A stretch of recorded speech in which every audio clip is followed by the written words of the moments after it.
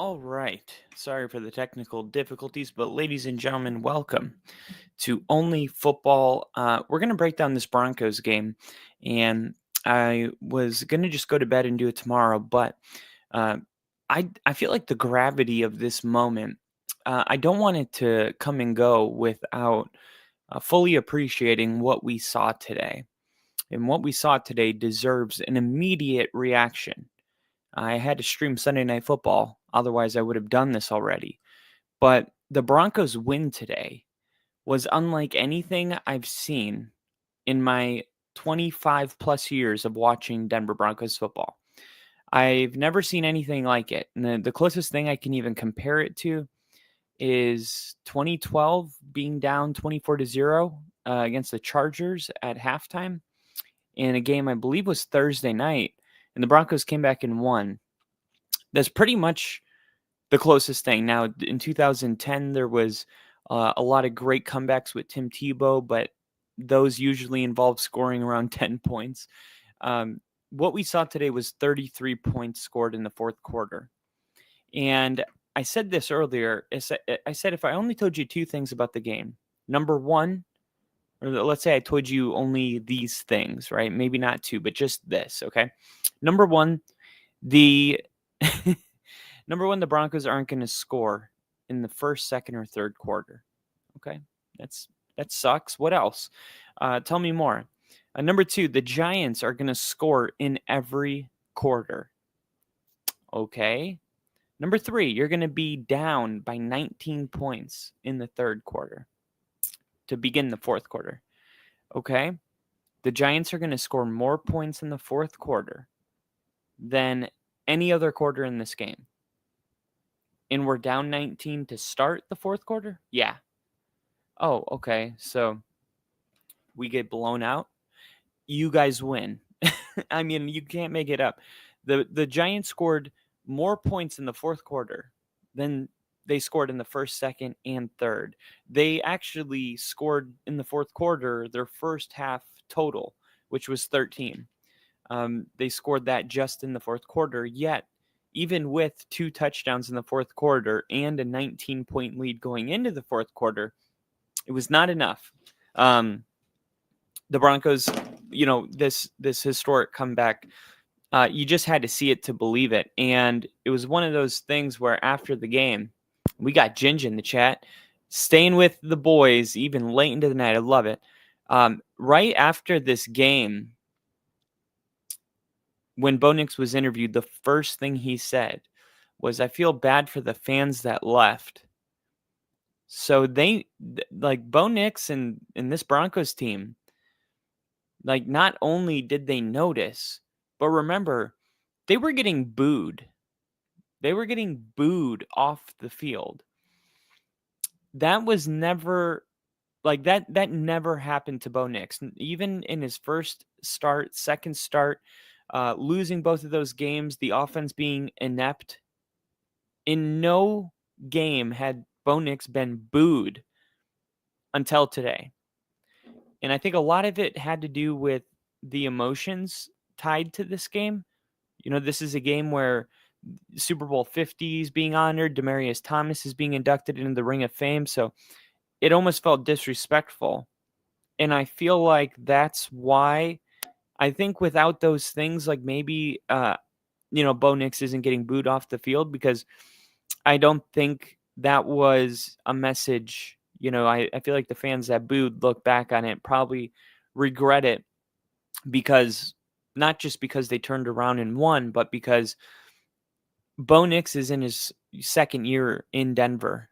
And, as fans, it's like you want your players to know that we have the greatest fans in the world. I mean, but when you're booing them off the field, it's like, okay, do they really have my back? Because it's like they're upset, but, we're upset too. But it's just bad. It's just bad, right? There are times where you should boo. I guess, being a Broncos fan, having those 10 years without a quarterback, there were plenty of legitimate reasons to boo. If you don't have the franchise quarterback, and the guy that they're going with has lost, time and time again, and they refuse to make a quarterback switch, something like that. Like, yeah, sometimes that's your best way, is to use your voice to send a message. But the Broncos booing today, it just felt like, what message are you trying to send? You're disappointed. They're disappointed too. Like, it's not, what do you want a new quarterback? You want a new play caller? Is that what it is? And that's why I feel like you can't really rationalize it. So I think it was more of just an emotional thing. And trust me, I felt that way too. Like, I was, booing on the stream, I think at a couple points, just because it was just frustrating. The drops, the penalties. I mean, we were getting beat in this game pretty handedly.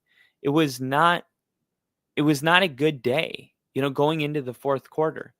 And Ginger said, I would call you high as hell if you told me the Broncos would come back in this game. And, I was writing it down, like, as we were in the game, like, okay, what does this look like? Okay, Denver's going to come back into this game. How are they going to do that? What is the path? And it was getting touchdowns, getting that first 2-point conversion was huge. And now, really, when you look back on this game, every single point that they got was massive. They got 2-point conversions. They both turned out to be equally as important, because that's what ultimately led to a field goal being enough to win by 1. And with them missing 2 extra points, it's a 4-point swing right there. So every point in this game was extremely crucial. The Broncos, this win it'll probably never be topped. And that's kind of crazy. And that's why I wanted to come on here and stream, is because I don't want this moment to get passed without acknowledging, like, I'm 31 years old. However many years I have left, there's a very good chance I will never experience what I saw today. Now, there'll be other comebacks, but 33 points in the fourth quarter. Now, just for context, the 33 points the Denver scored being, I guess, prefaced by 0 points in the first quarter, 0 in the second, 0 in the third. No team has ever scored 33 points in the fourth quarter after being shut out in the first, second, and third quarter. So what we saw today was historic. It was one of one in a way, like, not even in Broncos history, but just in the NFL. If you're getting shut out in the first 3 quarters, that team doesn't turn around and score 33 in the fourth quarter. This is just kind of one of my golden rules of why I never walk out of games. Like, I just don't do it. As long as I can, like, math the comeback in my head and it doesn't require 3 onside kicks, I'm not going anywhere. Even if even if I'm like, they got to score. And, like, in this game, there was really no reason to ever leave, in my opinion. Like, it was deflating, it was frustrating, but at the end of the day, like, we went into the fourth quarter and it was like, if we score and go for 2 and we have 8 and we do that again, we have the whole fourth quarter ahead of us. We get the ball back, score and go for 2 again. It's 16-19. It's a 3-point game with potentially like 6 or 7 minutes left. Why would you walk out of a game when you're about to score that first touchdown and you have, 7 minutes to do it again to make it a 3-point game? And yet fans ended up walking out of the stadium, not at that point, but when the Giants on 3rd and 19 got a tipped ball caught into the tight end's hands, who ends up scoring a touchdown, and it pretty much wipes our last touchdown off the board. It gives them that 2-possession lead, and all of a sudden, that was the moment where fans started to leave, because it was like, oh my God, like, that was the one thing we couldn't happen. And it felt like, man, that is, and it's not a deal breaker, but it's about as bad as it could be. Like, you go from them having to punt it and you're only down 3 to being down 10 points. And now you're running out of time. And like I said, it wipes out that last touchdown, but this team just kept fighting. They kept putting their nose down and going to work and scoring drives. Bo Nix had like 6 fantasy points at halftime. He ends the game with 40 fantasy points. That's pretty incredible. Um, this win catapults the Broncos to a 5-2 record, and they are in sole control right now of first place in the AFC West. This is their best start since 2021. And for a team that's stumbled out of the gate, remember they were 0-2 to start the season. Or I'm sorry, 1-2 to start the season, because they were able to beat the Titans, but then they lost to the Chargers, and then they lost to the Colts. Not in that order. Colts and then Chargers. But it was just stacking wins, and this was one where you felt like, oh man, this one is going to get away from us, and instead Denver finds a way to get it done. This game is going to be all over the news tomorrow, and I can't wait. Like I said, trailing 19-0 entering the fourth quarter, and they find a way to get the walk-off field goal, a 39-yarder in the final seconds. And Will Lutz, man, I mean, man, what a kick, right? Just all the pressure from everything building up to that moment, and he puts it right through the uprights. There was never a doubt about it. And you got Ginger saying on DT day makes it sweet. I was a genuine Broncos fan. I love that. And I feel like around the world, there was a lot of that. Try 33. Yeah, 33 is pretty incredible. 33 unanswered points. You got to love that, right? But it wasn't just a comeback. Like I said, it was a record-shattering game that to the likes of one that the NFL has never seen before.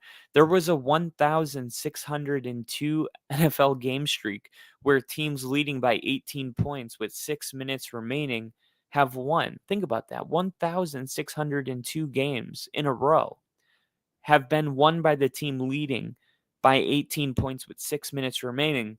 And today, Denver snaps that record. Their 33 points in the fourth quarter is tied for the second most in NFL history, only behind weirdly enough, behind the Detroit Lions in 2007. Part of me feels like I vaguely remember this, maybe a Thanksgiving game, but yeah, the Detroit Lions in 2007 scored 34 points in the fourth quarter, but Denver's right behind with 33. And they set a new league mark for most points by a team shut out through 3 quarters. And that was the 1981 Atlanta Falcons, who were shut out for 3 quarters, and then they scored 31 points to rally. Denver was able to score 33 to rally. So Bo Nix, I mean, look, he was incredible. And I said it when the fourth quarter started, I believe, on August 5th. And I remember the date because it was my birthday. Bo Nix created his official YouTube channel. And his video that he dropped was him like doing his training, running sprints, hitting the gym, calisthenics, throwing the ball. And he was talking to his trainer and he was like, I might be a psychopath. Because like those moments where, you have to have a touchdown and there's no timeouts, the ball's in your hands. He's like, I live for those moments. I love those moments. And you saw that today. Like you saw this kid just doesn't flinch. If anything, and I'm not saying it like maybe, there's no doubt about it. He gets better. He rises to the occasion. Now, do we want to see more of this in the first 3 quarters? Yeah, but it's not Bo Nix that's not playing good in the first 3 quarters. It's the entire team. Between the penalties and the missed assignments, Justin Stranad, letting the Giants run for like a 50-yard touchdown run. You had Alex Singleton giving up a big touchdown. Of course, Alex Singleton's been struggling in the coverage all day. You had that stupid pass interference on Riley Moss. It's like, you got to know that you can't get a PI in that situation. You're going to put him on the 1 yard line. You might as well just try to, it's a tough play that the receiver's got to make, see if he makes it. If he doesn't make it, that's a 50-yard swing. But if you give him PI, it essentially doesn't matter whether he makes it or not. You're putting him on the 1 yard line. Like, as a DB, you just have to be aware of that. This could have happened in the Philly game. There could have been a late call on JL Skinner. It was a no call, thankfully, but it would have put them inside the 5. So, like, I just want to see this team play a little bit smarter. You go back to the Chargers game, and there's Hufanga gets called with the personal foul on unnecessary roughness when Justin Herbert's sliding down. That ended up to being costly. I think one of the weirdest thing, and no one has said this, it's something I've thought about. And maybe me saying it here, it'll gain some traction and it'll be discussed on a national stage. But so far, I think I'm the only one that noticed that Sean Payton marching on the field after Riley Moss got called with pass interference. When Sean Payton was so pissed, he came onto the field and started yelling at the refs. That is what. Now, I don't know if Sean did this on purpose, but that won us the game. That won us the game. And the reason I say that is because we know Jackson Dart, at first it wasn't called a touchdown. On second glance, he extended the ball and just broke the pylon or the line, and it was considered a touchdown because he breaks the goal line. But imagine this. He, by an inch, scored that touchdown. If Sean Payton doesn't get called for unsportsmanlike conduct or whatever they call what, the the head coach being on the field yelling at the refs, whatever they called that, it was a 15-yard penalty, but it was half the distance of the goal. If that doesn't get called, Jackson Dart is running the QB sneak, not from the 1 yard line, but from the 2 yard line, which means Denver's defense doesn't give up a touchdown right there. Instead, he goes to the 1 yard line. And you know what that means? The clock is going to tick. The Giants are going to let that tick down probably to 20 seconds. And then they're going to run a QB sneak again. They're probably going to get it. And who knows? Like, Denver might not even get the ball back. If they do get the ball back, we're looking at 10, 15 seconds. I mean, but because of Sean's penalty, that QB sneak, like, we got the ball back with almost a minute. So I think that penalty really was kind of the best thing that could have happened to us in that moment, which is just ironic. Something that was supposed to be costly ended up being the reason we win this game. Jinja gifting a membership. Love it. Thank you, Jinja. And he said, another one tomorrow night. Hell yeah. Love to see it. Thank you, Jinja, for keeping this channel alive. But yeah, man, the fact that that penalty gets called ends up being a blessing in disguise. Now, for Bo Nix, he became the first player in NFL history to record 2 passing touchdowns and 2 rushing touchdowns in a single quarter. It's never been done before. Nix finished with 174 passing yards. Actually, that's not true. Hold on. Because I saw his passing yards. Let me pull him up. Player stats. Bo Nix, 279 passing yards. 279.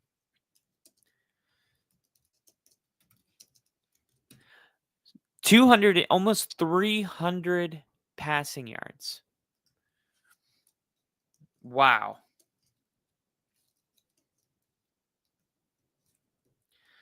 So Bo Nix finishes with 279. Okay. I'm going to give you a couple other box score things. No interceptions today. 2 rushing touchdowns, 5 carries for 48 yards. So Bo Nix overall accounted for, let's see, 80, 20, about 337 yards of offense, somewhere around there. An incredible day. You had 6 catches from Cortland Sutton, 6 from Mims, 5 from Ingram. Nate Atkins had 2 touchdowns. You saw Troy Franklin get in the end zone, 3 catches for 19 yards. Tyler Batty had 2 catches for 19 yards. Cortland Sutton averaging 14 and a half yards per reception. That's pretty good. And then you saw Bo Nix averaging almost 10 yards a carry with his 2 touchdowns. So, but yeah, Bo Nix, first quarterback to have 2 passing touchdowns and 2 rushing touchdowns in the same quarter. That's pretty amazing. Amazing stuff right there. It tied him with Baker Mayfield for most fourth quarter comebacks since entering the league into 2024. Since he came into the league, him and Baker Mayfield both have 6 comebacks. And it's funny because a lot of people all offseason have been saying Bo Nix reminds me of Baker Mayfield. And then there's a lot of Bo Nix fans, and not just Bo Nix fans, but commentators that are like, Bo Nix is way more athletic than Baker Mayfield. And then there's another group of people that are like, hey, being compared to Baker Mayfield's a good thing. Like, this isn't a bad thing. And they're like, I know, but like, I've seen them both live. Bo Nix is way more athletic. Whatever the case is, they do seem like they have a lot of similarities. They have a lot of swag. They're just gamers. You saw Baker Mayfield have a lot of success right out of the gate. And I do believe like Bo's going to continue to get better. And that is, definitely the case with Baker Mayfield. He continued to get better. But it was really bad there for a point. This game was not what we saw in the fourth quarter. It was not. You know, it was just the game was terrible, and the next thing you know, Will Lutz is kicking a game winner, and you're sitting there going, "How did this happen? How did they do it?" I think Jackson Dart, as a rookie, you got to be really impressed with what you're seeing from Jackson Dart. He was able to come into Denver, first road win almost since week 4 of 2024 against Seattle. They haven't won a road game since last year in week 5. In Jackson Dart on the road, 283 passing yards. That's not bad stuff, man. That's not bad. 283. Wow.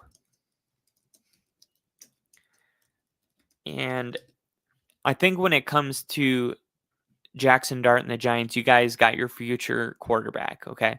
I want to give credit where it's due. The Giants played a hell of a game, man.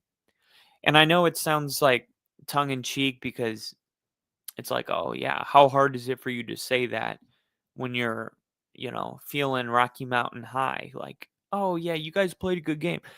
I really mean it. Like, you guys played us. I mean, look what it took to win. It took literally a miracle, which it says more about you than us, in my opinion. Like, Denver shouldn't have been in that position, but they were because they made a lot of mistakes. And I don't mean that in the way where it's like, how come every time, a team beats a team, instead of saying you're better than us, it's always, oh, we made a ton of mistakes. But it just happens to be true. Like, we had a ton of drop balls. We had a ton of penalties. There was a ton of self-inflicted wounds. But good teams, when you play good teams, they make you pay for that, right? We played the Jets last week. We had a ton of mistakes. They didn't make us pay for our mistakes. We were able to get a win in spite of it.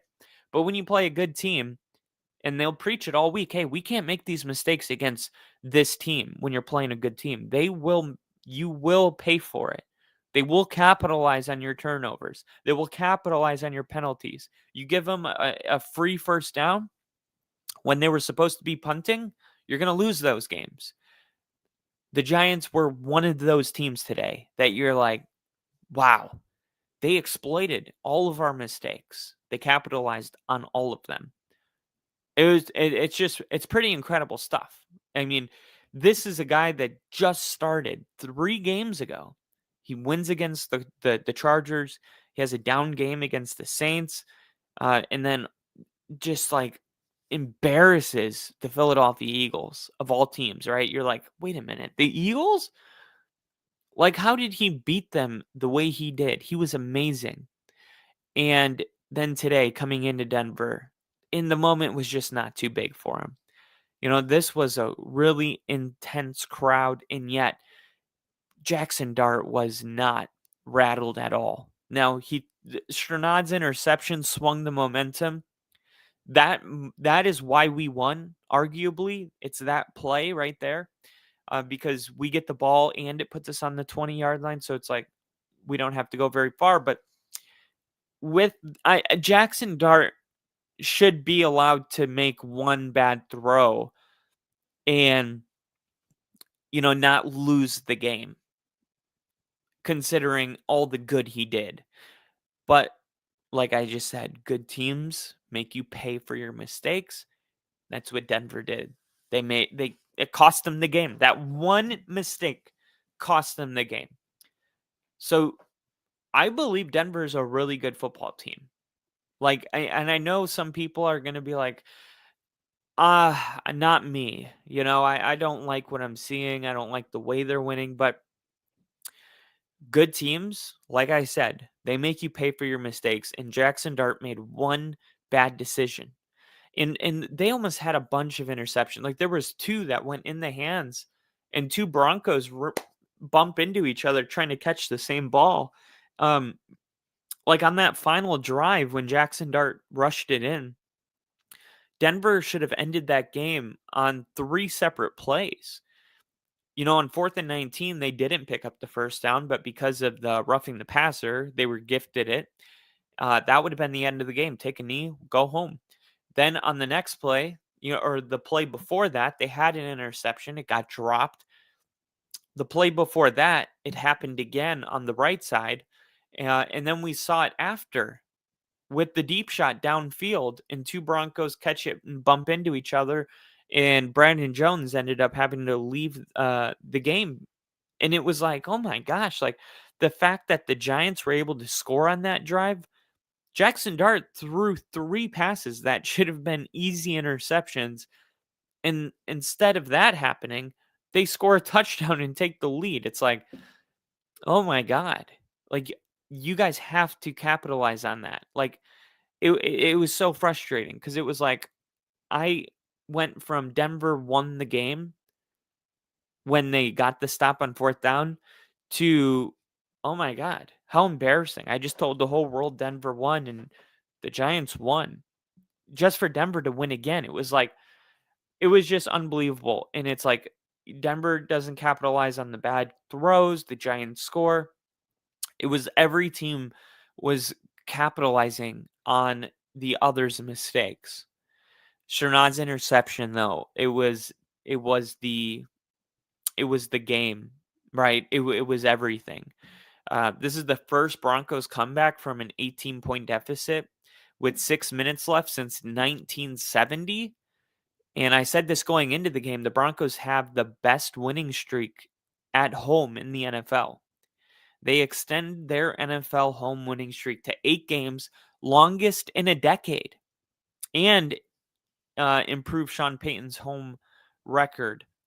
Also, Sean Payton's record when trailing by 10 points at halftime after, they were down 13-0, he was 0-15. That was his first win for Sean Payton when being down 10 or more points at halftime. I got to double check that. That seems a little weird. But anyway, how does this game stack up in history? Well, this 19-point rally doesn't top Denver's all-time list. That goes to a 31-point comeback versus the Chargers, the San Diego Chargers in 1997. They overcame a 31-point deficit. Or the 19-point fourth quarter surge against the Colts in 1983. The Baltimore Colts, it was a 19-point comeback. And then you got 18-point San Diego Chargers in 2012. No, they were down 24-0. This is a phony chart. Chargers were up 24-0.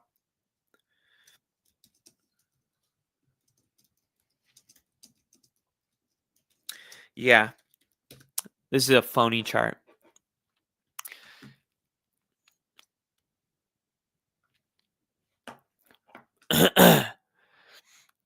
$24. Yep, 24. I knew I was right. The 1997 comeback was 31 points from 28-0. Well, that sounds like a 28-point deficit. I'm going to verify some, whatever. It's top 5. You got 5 really good comebacks. This is right there with those 5. But, I mean, the last one that's even remotely close to this is the Chargers. And look, being down 24-0 at halftime, like, that is, I don't care what anyone says. Yes, 24 is greater than 19. You had an entire second half, though.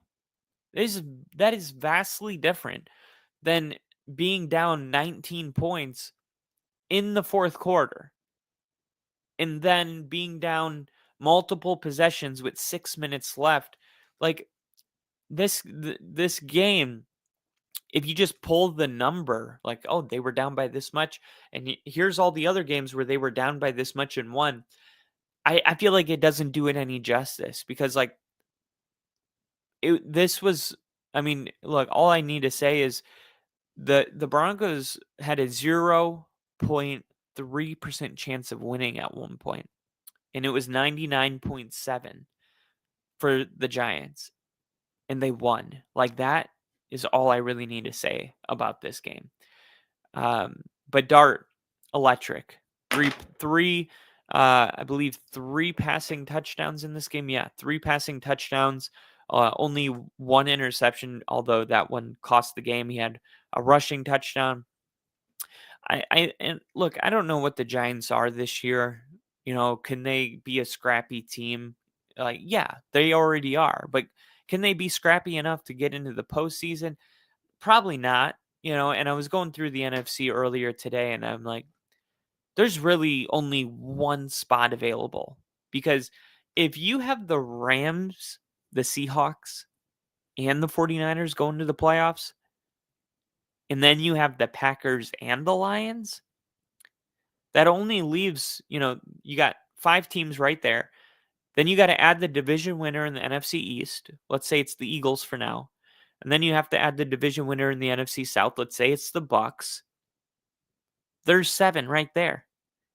You're done. You're out of playoff spots. So in order for the Giants to be a wild card team, they have to have a better record than the Packers or the Lions or the Niners or the Rams or the Seahawks, like one of those teams. And like, do I think the Giants can become that? Probably not this year. But here's the thing. With the defense that they have, Dart, Abdul Carter, I mean, look, this team is loaded with talent, and it's amazing how just having the quarterback right, like, if Jackson Dart would have started week 1, maybe it would have been possible, but the Giants having to lose 3 games in a row before starting him, it hurts a little bit.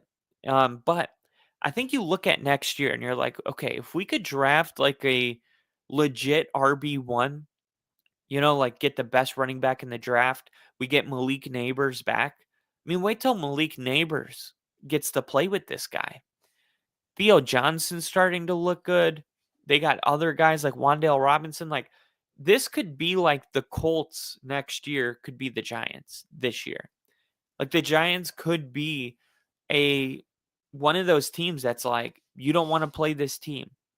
They're 5-1 by week 6. Like that, the fact that the Giants are playing at this level after the way they started the season, like anything could happen. Like the Giants could win the next 9 games in a row and be cemented as a playoff team. We just have to keep watching. But if you would have told me this 2 weeks ago, I would have said you're crazy.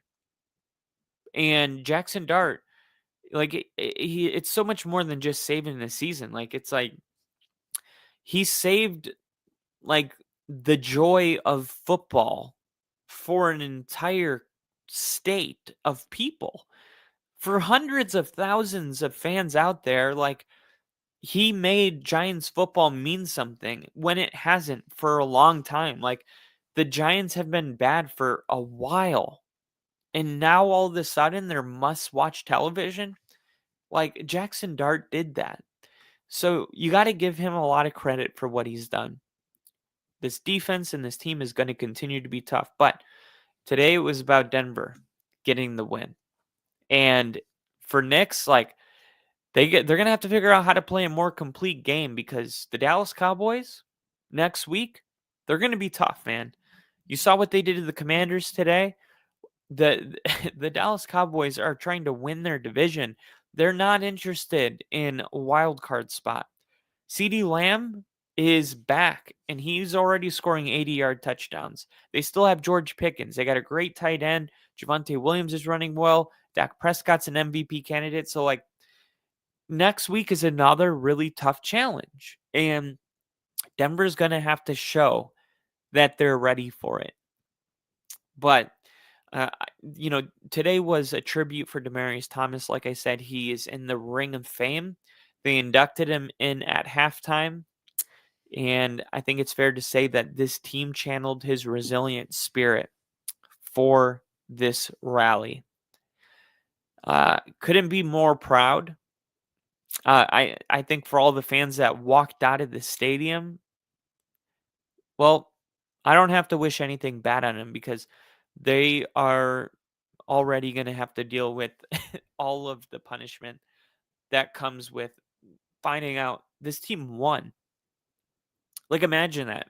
Imagine being a fan walking out and seeing that your team scored 33 points in the third quarter, and you had a ticket to that game, and you left to beat traffic, only to get home, turn on ESPN, and see Bo Nix running and celebrating, and Will Lutz getting lifted up by Broncos.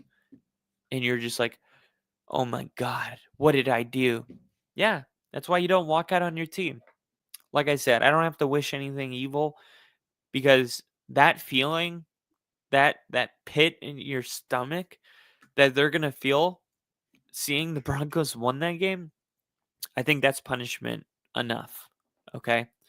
But if you haven't learned, let this be a learning lesson. Let the Ravens Bills look, never say never. Okay?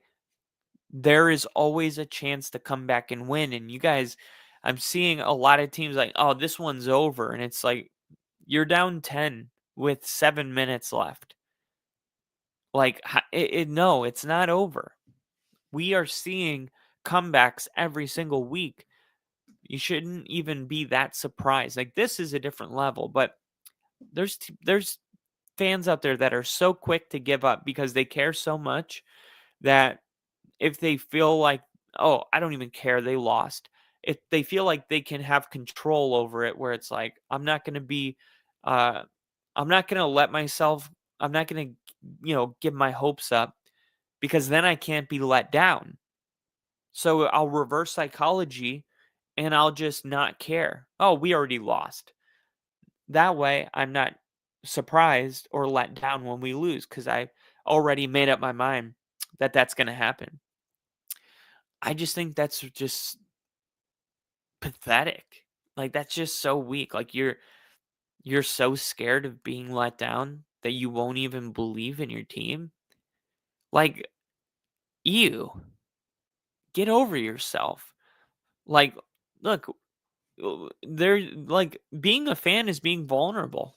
Yeah, you put yourself on blast every single week. Every week I make a short going, the Broncos are going to win by 30 points. Like, whatever my prediction is, like, yeah, I put myself out there to being clipped and post and made fun of, the next week when Denver loses. And it's like, oh, and then they go in the comments and they're like, not talking so much now, it's like, yeah, you put a target on your back, as if you're a fan that records and posts and engages. But who cares? Like, yeah, I thought we were going to win. I wasn't lying. We just lost. But whatever, like, sometimes you're right, sometimes you're wrong. But at the end of the day, like, people just want to say gotcha, and then they move on with their life and they don't even remember.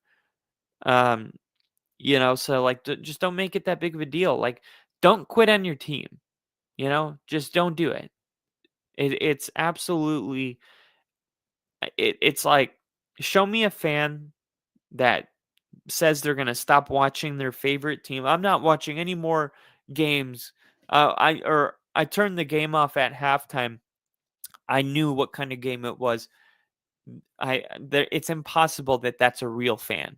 A real fan could never turn the game off. Like, that's just, we'll start there.